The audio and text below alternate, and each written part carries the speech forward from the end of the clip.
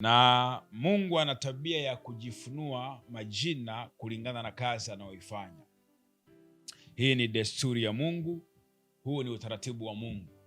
Huwa anapata nafasi ya kujifunua kulingana na kazi anayoifanya.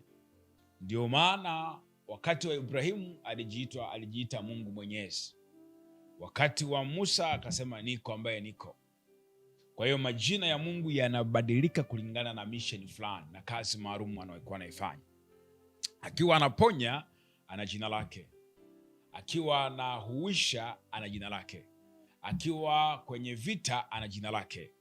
Akiwa ameamua kuishi katikati yetu au ndani yetu ana jina lake.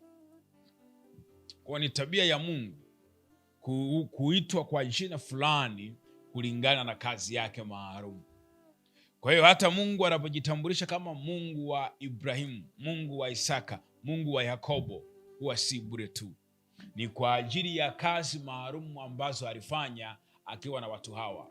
Kwa hiyo kazi zile zile ukitaka afanye na wewe kwenye maisha yako, lazima pia na wewe umtambue Mungu wa Isaka, Mungu wa Yakobo, Mungu wa Ibrahimu, na uongeze imani kupitia neno la Bwana ili uweze kuomba sawa sawa na utambulisho huo aliokuwa nao kwenye nyakati hizo.